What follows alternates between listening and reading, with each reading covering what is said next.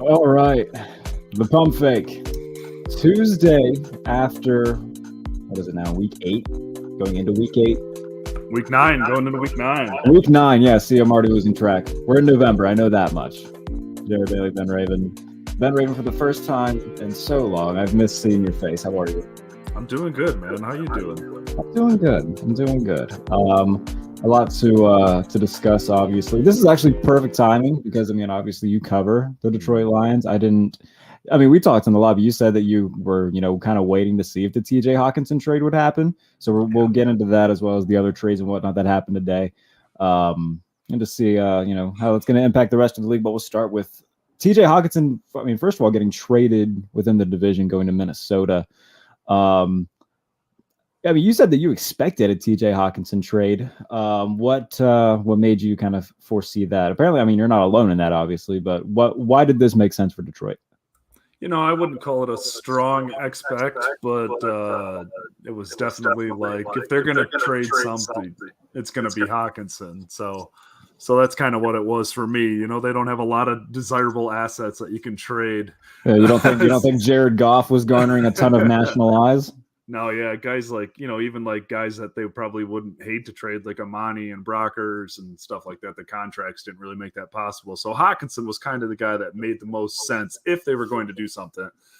And then they did. And, the deal's solid. Anytime you get a second round pick for a tight end nearing the end of their rookie deal is pretty solid. But I will admit, I was pretty surprised that they had to send back a fourth rounder this year and a conditional possible fourth rounder next year. It just seems like a lot to send back while sending out a solid player. They got the second rounder, they got the third rounder next year. And the way the Lions have to look at it is now they have 5 projected picks within the first 65 picks. So that gives you a lot of ammo in the draft. That gives you ammo to move up if you want to. That gives you more options. The GM and the team owner have now said they're going to build this thing through the draft. And I just think it's officially time for Lions fans to recalibrate expectations.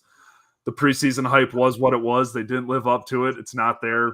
This is even more tear down now because this is a team that doesn't have a ton of good players, and they just traded one of their best players. How long is the Dan Campbell leash now? Oh gosh, I don't think he's on the hot seat. Like I really don't think there's a hot seat right now. I think it would pretty much have to be 1-7 at this point next year. And then you're like, well, dude, this isn't happening. Biting kneecaps isn't getting us very far. It's just like, yeah, like if they're still 1-6, 2-7 at this point next year, it's going to be like, okay, close games are one thing, but it's like, you got to freaking win at some point. Especially now with 5 freaking top 65 picks. Like the roster's going to be better. So it's, Is there a quarterback that you're hoping that they target? Obviously the big 3 being Stroud, Young, and Will Levis. Is there one that you seem to prefer thus far? Do you think that there's, one that they're kind of leaning? I think CJ Stroud's kind of the consensus top one, maybe Bryce Young, but I lean Stroud personally. Is that what's your preference so far? I personally lean Bryce Young out of the top 3 guys. I just think he's got that lethal accuracy, and I know he's just a pint-sized quarterback. I was going to say only 6 foot 195.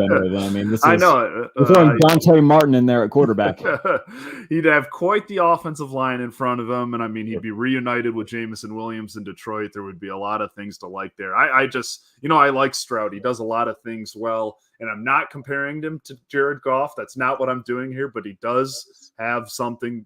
When a play breaks down, when the play veers from the blueprint, he kind of gets a little sloppy, and that's kind of the Jared Goff in him. CJ Stroud's a lot better prospect than Goff was. I'm trying not to compare him there. I'm just nitpicking between the two. He's a great prospect. He's got that Matthew Stafford like tight window down the field ability. He flashed it last week when they Penn State last week when they freaking put it on in the fourth quarter. He put some beautiful throws out there. But I do lean Bryce Young out of those 3. I just think he's got that lethal freaking accuracy that would just that's going to work at this level.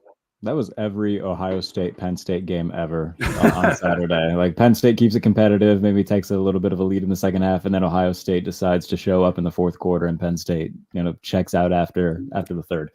Yeah. So staying in the NFC North, the Chicago Bears have been active, whether it's, sending guys away for the most part. Roquan Smith sent to Baltimore. He requested a trade in the offseason. He obviously showed up for the season. He played well. Arguably the best interior linebacker in the league now in Baltimore. They trade for Chase Claypool, sending a second-round pick that wasn't the one they got from Baltimore. It's their own. So cheers to Omar Khan for finessing the Chicago Bears. Absolutely. And then they trade for I'm thinking New York Jets. The Bears active seem to be trying to surround Justin Field with talent. We'll see how Luke Getsy incorporates Chase Claypool in the offense. Hopefully he uses him predominantly as a slot guy, because as a Steelers fan, he ain't a downfield threat, can tell you that much. The Bears, what is your outlook on other teams in the NFC North, obviously, but with Chicago, there's been question marks. Okay, do they believe in Justin Fields? Are they going to utilize his talents? They seem to finally be leaning into his ability to run the ball over the past couple weeks, even against Dallas. They got slaughtered, but hey, they continue to let him to set up design runs, and now they give him Chase Claypool. But on the defensive side of the ball, they seem very much like, all right, we need to rebuild this thing. Yeah, no, I mean, it feels like they're finally focusing on building around him. And I mean, they've got the assets to do it. I was pretty surprised that it was their own second-round pick going back for Claypool. But, hey, whatever. They needed a weapon. They needed a guy like that. They've got a couple of interesting pieces. And Claypool's an interesting piece. Like you said, he's really struggled downfield this year, but he's got that unique size and athleticism. And Chicago needs a little of that on their offense. And, I mean, that kind of like hybrid do-it-on-the-fly kind of works well with Fields out of the pocket and stuff like that. But yeah, they're going into, I think they're going to have more than $100 million in cap space, and they've got a first. They've still got Baltimore second-round pick. So I mean, they've got a chance to build something here. I mean, they've got to fill out that offensive line and get another receiver and pray for health in the backfield, because there's some pieces there too. But I think Justin Fields, he deserves the chance. I mean, he deserves the full shot for sure. I mean, we don't know what the heck he is, because like you said, he's looked pretty freaking dynamic the last couple of weeks. So lean into that and actually give him some help around him, and fill out that offensive line and see what you've got, because I mean, they're going into the offseason with a ton of assets, a ton of chances, and they might already have their franchise quarterback. So it's an opportunity to kind of kickstart that rebuild.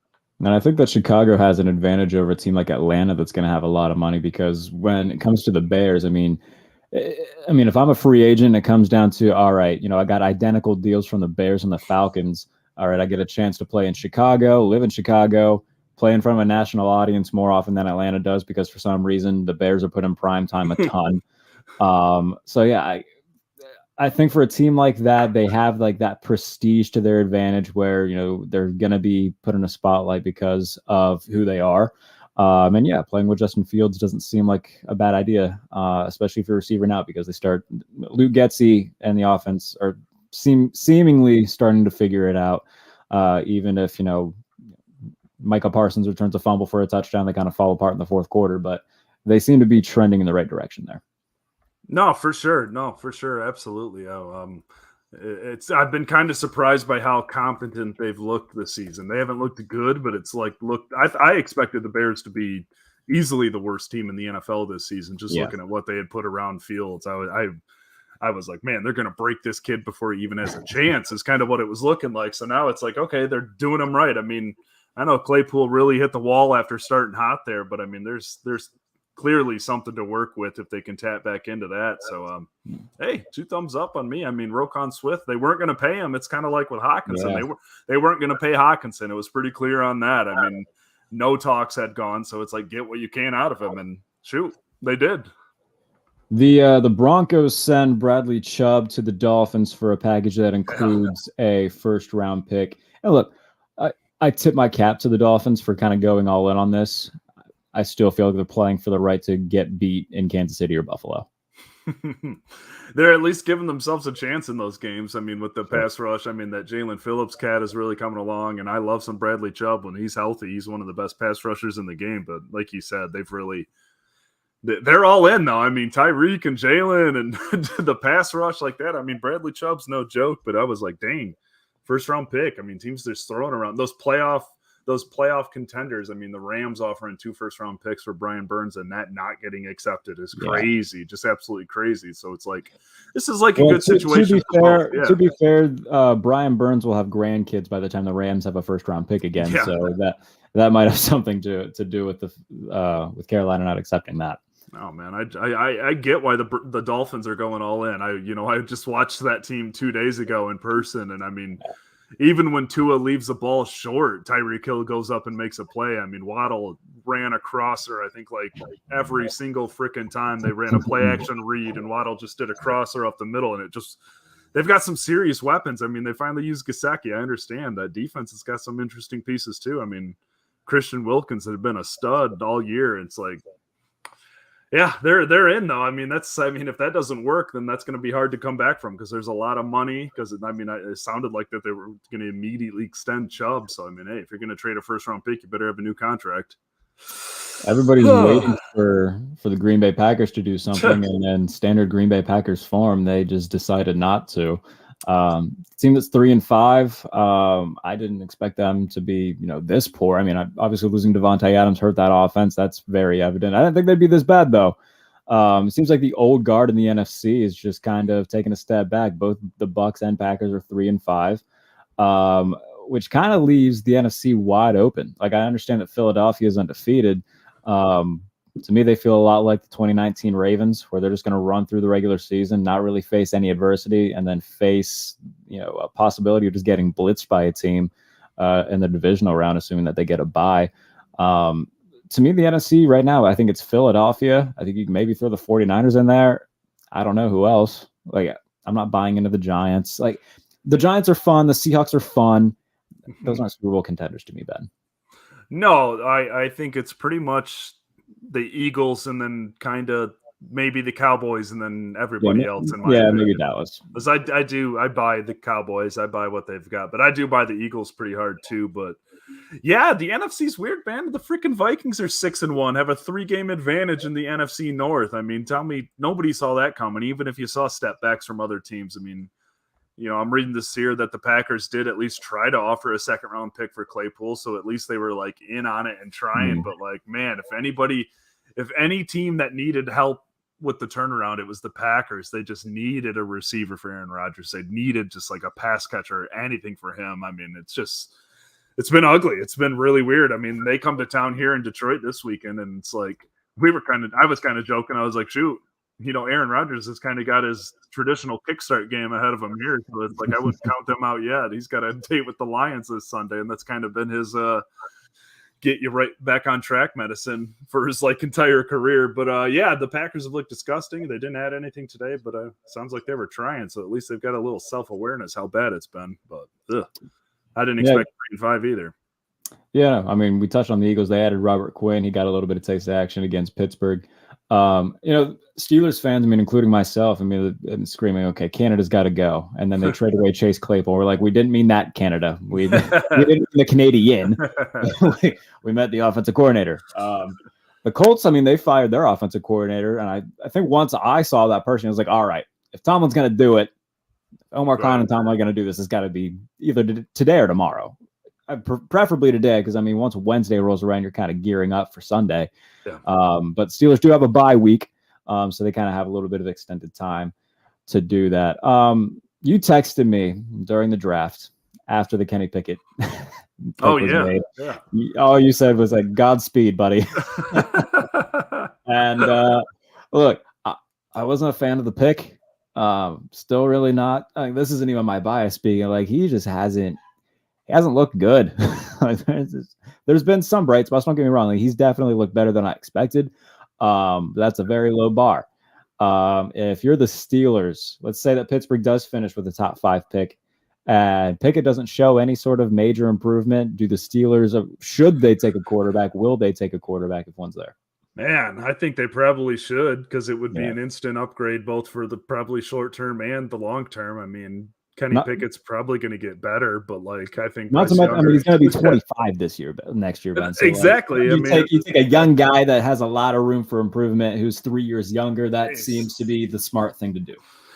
Yeah, and then at that point, I mean, you've got a Josh Rosen situation on your hands, and all of a sudden you're trying to trade a recent first-round pick that you just benched via the draft. It's a tough situation, but I mean, if they're seriously in the top 5 at the end of the year, I mean, and Bryce Young or C.J. Stroud are there, it'd be pretty freaking hard not to do that. I feel like, I mean, like I said, I feel like they'd be better on day 1 than he'll be on day 1 in year 2. I mean, that's. So yeah, why not? Why not? It hasn't looked pretty. What's he got? 8 interceptions, two touchdowns, 8 interceptions on the year. Yeah, the touchdown pass that was thrown yesterday was thrown by the guy that they just traded to Chicago.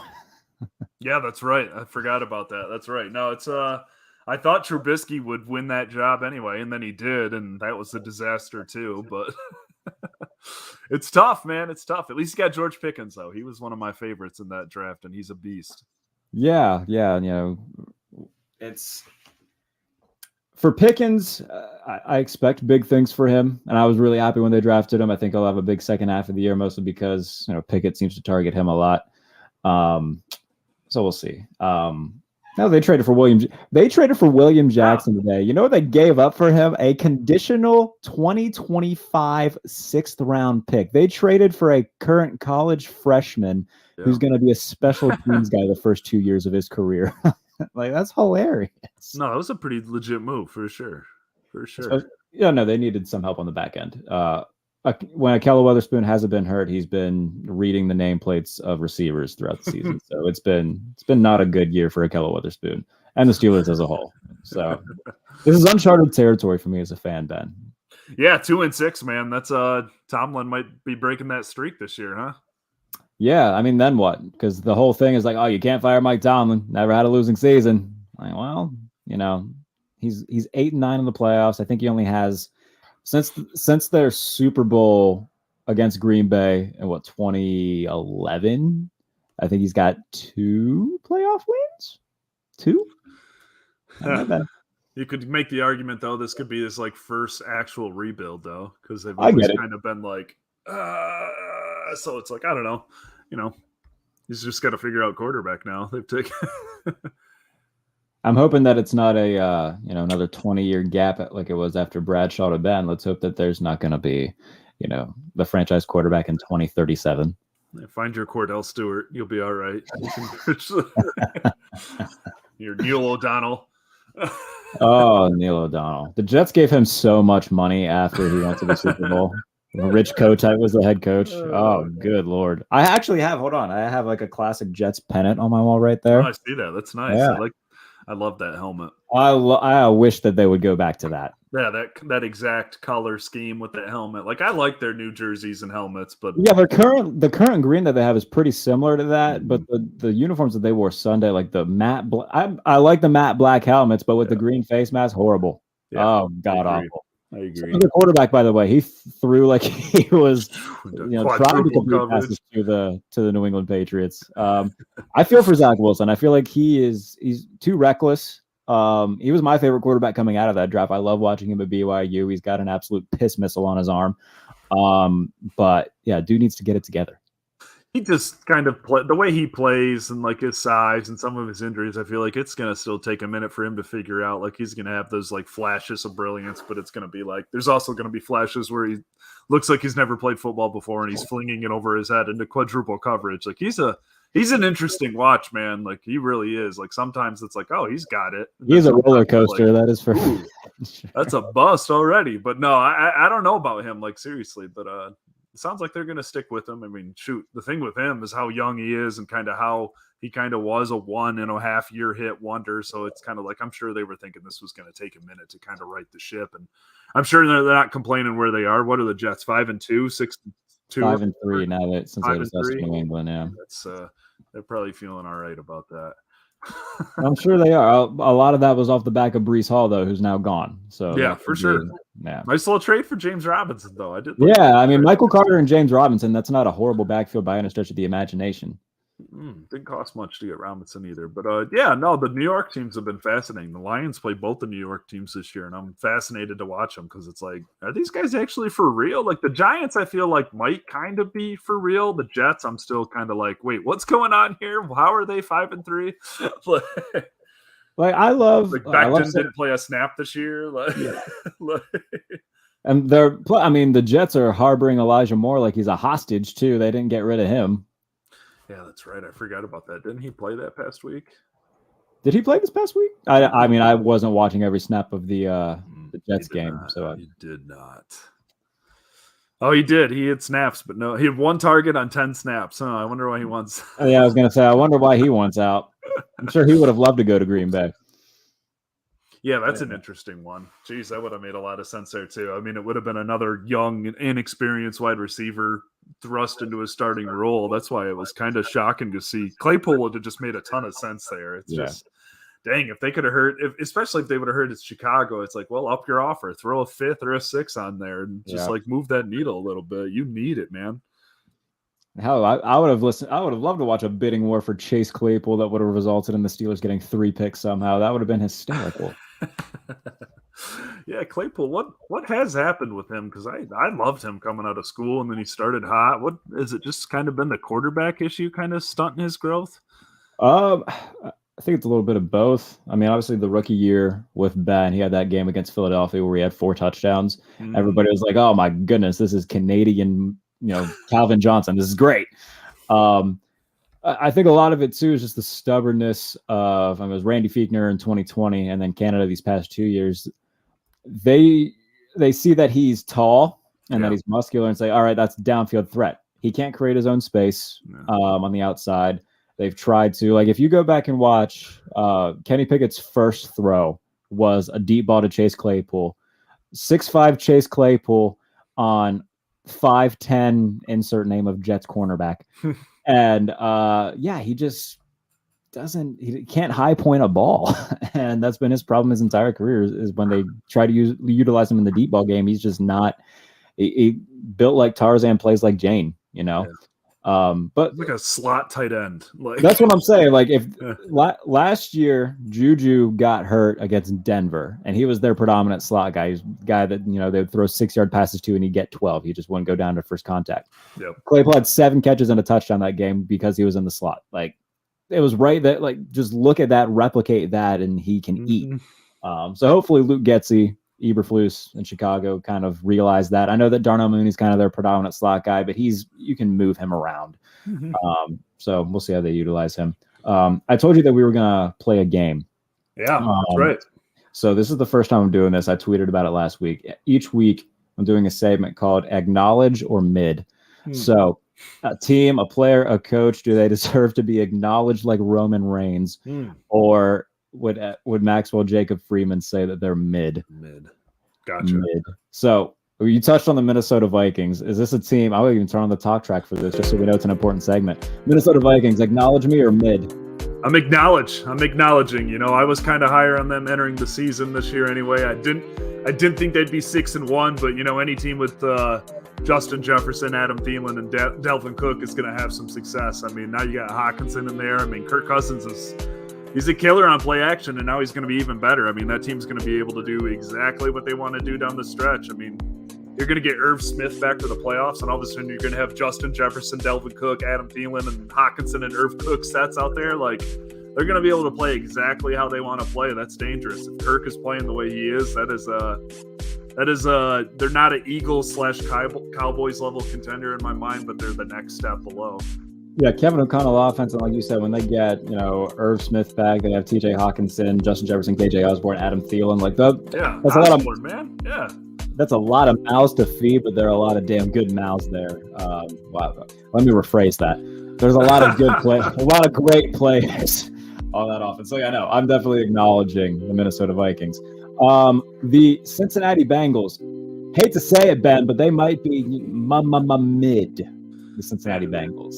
They have looked pretty mid all season this year, and last night was gross. I couldn't believe I joined in when it was like 13-0, I think, and I could not believe what I was watching. I mean, that offense was just dead without Jamar Chase. And they got some talented playmakers, but man, they've been bad this year. I mean, not terrible, but it's been not pretty. Yeah, I mean, obviously losing Jamar Chase who has an argument of being, the best receiver in football right now. Yeah, that's not a small feat. Even when you have T. Higgins and Tyler Boyd, I mean, T. Higgins made a nice touchdown catch late in the game yesterday. Tyler Boyd, I think, has been one of the more underrated receivers in the game just because of guys he's played with. He doesn't really get as much shine. They still got guys on that offense. Defensively, I mean, they lose Chidobe Awuzie for the year. That's a big loss. But yeah, man, they start off really slow against Pittsburgh and Dallas. Pick things up. They beat. They look like themselves against Atlanta, and then obviously, Chase gets injured. So yeah, we'll see. I don't know who they play this coming week. I don't know if you do. And they just have not. They play the Panthers this week, so that's a good chance to get it back on. But they just have not been able to run it all this year. And I mean, now you're playing without Chase, and it's like your offense gets a little even more predictable. And I mean, Joe Burrow's going to have to be on his game, baby. Yeah, I mean, and I think a lot of this comes back to the preseason, the fact that none of these guys played. It's a brand new offensive line for the most part. They didn't really get to build that chemistry, so it doesn't matter how good those guys are. I mean, if they're not used to playing with each other, that's it's not going to be easy to do. The New York Giants, I will acknowledge the New York Giants. That does not mean that I think that they are a serious threat. Now, the NFC, I mean, we touched on how crappy the NFC is. They could legitimately, if they're the top wild card team and they end up facing like Atlanta, depending on how the NFC South goes, they can win a playoff game and then go to Philadelphia and maybe make it fun. I just don't see Daniel Jones taking a team to the promised land. I know I was just saying I think the Giants are solid, but I am going to go with mid just because, like, so much of this rides on Saquon Barkley right now because it's like that. They're the New York fighting Saquon Barkley. Yeah, I mean, that passing attack has, like, had moments, but it still has been not very efficient. I mean, yeah, I'm looking at it right now. It's their 32nd net yards per passing attempt. That's pretty rough. It's been kind of the Saquon show. I mean, his stats are 779 yards and 5 touchdowns, nearly 5 yards a carry. Like, he's had a lot of injury history lately. So, I mean, they're close to acknowledge. I think this is a definite potential playoff team, obviously, the way they started. But, I mean, man, if I drew the Giants in the wild card, I'd be feeling pretty good about that draw. Yeah, I mean, if you're the NFC South, though, I mean, I don't think you're feeling good about playing anybody, especially after that overtime fiasco that we saw between the Panthers and the Falcons with DJ Moore taking off his helmet after the Hail Mary. They need to do away with that rule. Like, this is a game. I understand that rule, but it's like this is a game that's like faceless. Like, you want to reward emotions. The guy rips his helmet off in a moment like that. Like, you really want to change the course of that game based on a guy taking his helmet off after making an amazing catch? Like, I agree. Don't go MLB on it. Don't go MLB. That's like that's like football's bat flip. Yeah, man. I hated that. I agree. I very much agree. Los Angeles Chargers, they're 4-3, second currently in the AFC West, a game behind the Chiefs. Justin Herbert's fantastic. They just seem to be nerfing him by themselves. Like, I don't know what the hell. They're turning him into just this check down quarterback. I understand that Keenan Allen's been hurt, but Mike Williams has got arms the size of his legs, and they just weren't utilizing that. The Chargers feel very mid to me, especially on the defensive side of the ball, which is supposed to be Brandon Staley's specialty, and they just haven't been good.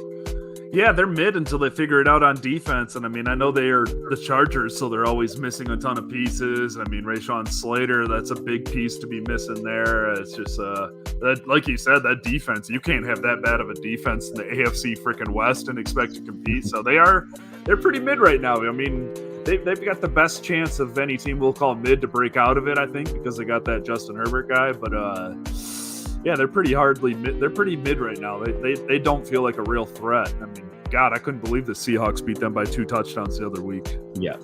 The Tennessee Titans are 5-2. They just started Malik Willis getting his first career start this past week, and then they proceeded to hand the ball to Derrick Henry about 70 times. 5-2 in that bad division. I don't see Tennessee making any sort of deep playoff run. I mean, we talk about bad receiving cores. Like, I can name Robert Woods, and I can name that Treylon Burks kid just because they drafted him expecting him to replace A.J. Brown. Outside of that, like, they don't have a ton of talent on the offensive side of the ball. I love Mike Vrabel. Don't get me wrong. He seems like a guy that would make you want to run through a wall for him. This is a mid team. It is a mid team, and it's like I couldn't call it an acknowledge because I'd be a hypocrite because it all rides on Derrick Henry too, the same way it does for the Giants. I have a lot more faith in Derrick Henry than I do in Saquon Barkley staying healthy. For some reason, I just he looks to be prime Derrick Henry right now the way he's running. So it's like shit. If they're going to be running that, then maybe this is a freaking playoff team. I mean, they might run through that division. I'm going to call them mid for sure, but it's like this feels like I don't know. This is such a weird team. Malik Willis had like 55 yards passing last week, and like just absurd. That game, like I know it was a close game, but like that game like wasn't even a sweat for him the way Henry was playing. Like when he's playing like that, Vrabel can call a game exactly how he wants it. It's just if they can get that defense playing. I mean, I know they've been rock solid against the run this year, but they've had some breaks against pass. I mean, they need to pick it up in the pass coverage, and it's just like. I just look at AJ Brown and the way he's playing. It's just like you really traded away that dude in the prime of his career instead of extending him. Like my God, that would have been nice for Tannehill. Still got a year or two left. That would have been nice for Malik Willis whenever he takes over. It's like Treylon Burks might be good, but it's a pretty far freaking chance he's ever close to AJ Brown level. Yeah, no, definitely agree on that. Like, I don't know, man. It'll be interesting to see Malik Willis if they continue going forward with him. But outside of that, like Tennessee. Got to let him run more. He's got to run more. Oh, sure, yeah. They also have the benefit of playing in a division with the 2-6 Jaguars, and then the other two quarterbacks being Sam Ehlinger and Davis Mills for the rest of the year. So that shouldn't be. I don't see them losing this lead whatsoever. 49ers. 4-4, they beat the Rams in the regular season for the 8th consecutive time. Christian McCaffrey becoming the first player since LaDainian Tomlinson in 2005 to throw for a touchdown, run for a touchdown, and receive for a touchdown in the same game. So that trade's already working out pretty well. The 49ers, acknowledge or mid? Acknowledge, hardcore. The second Deebo Samuel is back. It is scary to think about that offense and what Kyle Shanahan's going to be doing, the pre-snap deception and all that stuff. The way that Brandon's playing, Christian McCaffrey looked exactly like Christian McCaffrey last week. I mean, that just feels like such a perfect fit. I don't care how much they gave up. I don't care that it's for a running back. That is like such a perfect fit for his offense. I mean, I acknowledge them pretty hardcore. They're going to be, if anybody's going to break out of that mid 4-4, 5-3 group and take the NFC, it's the 49ers. Absolutely agree. And in terms of the experience on their side too, I mean, this is a team that, their core has been to 2 NFC championship games and a Super Bowl. I think that's where they have a big advantage over the Eagles. It's just the fact that a lot of these guys, they're star players. They haven't been there, done that. 49ers have. They're my favorite currently to come out of the NFC just because of that. I know that the Eagles are, trying to build this super team of sorts and just acquired Robert Quinn. But I mean, I touched on it earlier. I just feel like the lack of adversity, I think, can kind of come back to haunt them a little bit come postseason. I like the 49ers a lot. The thing is, though, Ben, let's say they get to the Super Bowl. Yeah. What do you do with Trey Lance? You do exactly what you tried to do this year and force that freaking dude under center and say, he's our quarterback. Sorry, Jimmy. Thanks again. No. Just what if they win it? Like, I don't think they're gonna. But if they do, I mean, I feel like you might have another Josh Rosen situation. I don't know. I don't know. I feel like Shanahan's gonna be like, nope, it's Lance. It's Trey Lance. It's gotta be. It almost has to be. I mean, for the amount of capital they gave up, it definitely, that feels like something they're going to have to force. And it's going to be 2 years off of his rookie contract already, so it's like, ooh, you got to figure out what he is, and you got to figure it out now because you're not going to be able to trade that unless somebody like the Lions or I was just about to say Detroit would love to have Trey Lance, I'm sure. That's a fascinating thought, just because it's like, what the heck would that even cost? What you've seen of him has been really bad. That's a bad injury, and it's like he's lost 2 years now, so it's like, I don't know. But that would take a whole lot. That would take Jimmy Garoppolo winning a Super Bowl. I completely understand the ramifications of what it would take for that to happen. But yeah, that would be fun. And that's acknowledge or mid. Easy peasy. All right, buddy. Good half hour from you. It's fun doing this again. Yeah, we need to do wrestling trivia soon. Next time Greg Cherry messages us to do it. Yeah, it was a busy week last week. It was a busy week. I couldn't pull it all off. So you want to know something fun? I'm going through the YouTube comments right now, and there's like this definite spam account who's whose profile name is 69xxx.fun, Nice. trying to advertise this dating site. They didn't send a link though, so I mean, I guess we're never gonna know what 69xxx.fun is all about, which is a shame. What are you watching back there? I see you peeking. I was just checking on the Buffalo, Ohio score, some Tuesday night action, baby. Jesus, Harold Christ. Sorry, I got a single game parlay on this game. It's not looking good. I was gonna say, are you like Thor Nystrom who bets on football every day of the week? Oh man, there's live college football on. What am I supposed to do? Can I just say that, like, I'm glad I didn't partake in that college football fantasy again because I shit the bed on that last year. I'm bummed I didn't get the invite if Thor ever sees this. I want to try that shit. Oh, all you got to do is text him. I know. I kind of forgot to ask him this year because I was like, damn, I Hammer went in on time. that. Yeah. That's crazy. I went in on that. Dude, it was absurd. Because I do college fantasy, but it's kind of like, I mean, it's a 14 I was in the college league. fantasy league last year, and I sucked in that one too. Yeah, that's right. Yeah. That was fucking terrible. I forgot That's about why I'm that. not doing it again. That's I mean, right. I don't pretend to know, like, to be a college football expert. I'm not. I'm very much a casual college fan. But yeah, it felt like fun to do. And then I went like 2-12. I was like, yeah, and never again, ever. Horrible. Are you going to Mobile this year? I don't know. I'm gonna push for it. I always kind of push for it. Pandemic kind of ruined my first chance to go, and then last year my beat partner Kyle went instead of me because they were coaching. Whatever. Fair enough. Yeah. So yeah. Well, We'll see. I push for everything, man. I try to go on every trip I can. I say, yeah, let's go. Send me. So yeah. Yeah, I was gonna say, at the very least, at least the combine in Indy. We need to. Yeah, that seems to be my guaranteed off-season trip every year for that week for sure. Yeah. God, I like live in Indy, man. I was down there for a week for joint practices. That was yeah. Seems like a fun place. I haven't been to the combine yet, so this will be my first one. Oh, nice. Yeah, no, it's I've got the food scene mapped out now. You know, it's a. You and Verderam both. Yeah. Like last year, like I got accepted to go and everything. It's just financially, I just couldn't swing it. Yep. But yeah, he's like, oh, dude, you think Mobile's good? Indianapolis is the best week of the year. No, it really is. I tell people, I'm like, you know what? It's a good Midwest city. I'm not trying to oversell it. It is a Midwest city, but it's good and it's got a really good kind of deep food scene. You know, it's not just steakhouses and shrimp cocktail. Like, there's a lot to it. Like, God, I found one of my favorite Thai joints on the face of the earth there. Like, there's just a lot of solid food there. I lived in Pennsylvania my entire life. I've never been like further west. Like I've never been to Ohio. You ain't been to Ohio yet? I haven't been to, like, I've just never had a reason to. Just go on like a 4-hour drive. Oh, like Youngstown is like an hour, maybe. Oh, yeah. Like it's not. It's just. I don't know what the Go hell's watch there a football to game. Go watch a Youngstown State football game. do? I'm good. What conference what do they play in the American? I don't know. Bo Pelini was their coach a couple of years ago. Yeah, I'll leave the Youngstown State football on whatever night of the week they play to you. That'll be your designation. Oh man, I miss doing this with you. Are you keeping up with the wrestling scene? I assume. I do my best. I'm pretty sure I'm caught up right now. It's been hard to tell this last week with my own wrestling stuff going on, but I didn't watch Rampage, but whatever. So I'm caught Nobody watches Rampage anymore. Yeah, That's a I watched, show now. I watched Dynamite.